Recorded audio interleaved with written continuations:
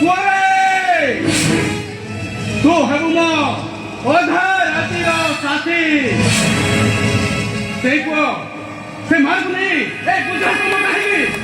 କାହାଣୀ ଯେବେ ଜୀବନ୍ତ ହୁଏ ମଞ୍ଚ ତଳୁ ଏମିତି ପଡ଼େ ଗାଳି ଆଉ ତାଳି।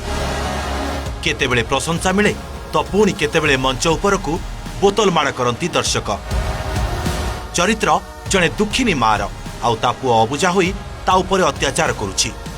ଶ୍ୱଶୁର ଘର ଲୋକଙ୍କ କଥାରେ ପଡ଼ି ମାକୁ ମାଡ଼ ମାରୁଛି, ଯାହାକୁ ଦେଖି ଦର୍ଶକଙ୍କ ହୃଦୟ ଏଠି ଚହଲି ଯାଇଛି। ଆଉ ମଞ୍ଚ ଉପରକୁ ପାଣି ବୋତଲ ମାଡ଼ କରିଛନ୍ତି।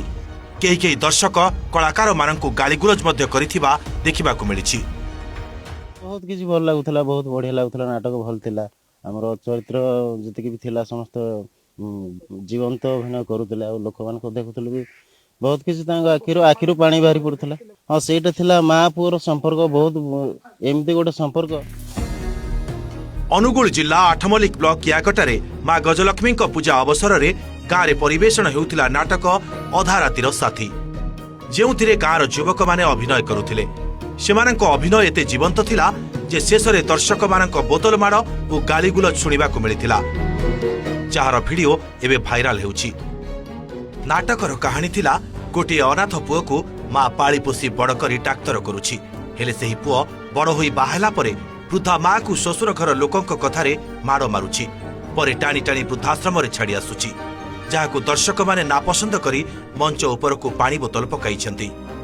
ମୁଁ ଯାହା ଦେଖିଲି ଏତେ ବର୍ଷା ଏତେ ଯାହା ହେଇଥିଲା ଲୋକ ବି ତଥାପି ଗଲା କୌଣସି ଆଡ଼େ କେହି ଉଠି ନାହିଁ। ଭିଜି ଭିଜି ତିନି ଦିନ ଲୋକ ଦେଖିଛନ୍, ହେଲେ ବି ଏତେ ବଢ଼ିଆ ସୁନ୍ଦର ଲାଗଲା। ଲୋକ ସାରା ଜୋରରେ କିନ୍ତୁ ଭୁଲି ନାହିଁ। ଗାଁ ପିଲାଙ୍କର ଏହି ଜୀବନ୍ତ ନାଟକ ସତରେ ବେଶ୍ ହୃଦୟସ୍ପର୍ଶୀ। ସମାଜରେ ଘଟୁଥିବା ଘଟଣା ଦୁର୍ଘଟଣାକୁ ନେଇ ନାଟକ ଯେ ଲୋକଙ୍କ ହୃଦୟକୁ ଛୁଇଁପାରେ ତାହା ଏମାନେ ଶିଖାଇଛନ୍ତି। ଖାଲି ସେତିକି ନୁହେଁ, ନାଟକରେ ଅଶ୍ଳୀଳତା କି ଅଙ୍ଗ ପ୍ରଦର୍ଶନ ଯେ ମନୋରଞ୍ଜନର ମାଧ୍ୟମ ତାକୁ ଭୁଲ ବୋଲି ପ୍ରମାଣିତ କରିଛନ୍ତି ଗାଁର ଏହି ଯୁବ କଳାକାର। ବୌଦ୍ଧରୁ ଦୀପକ ଅଦରଙ୍କ ରିପୋର୍ଟ, OTV।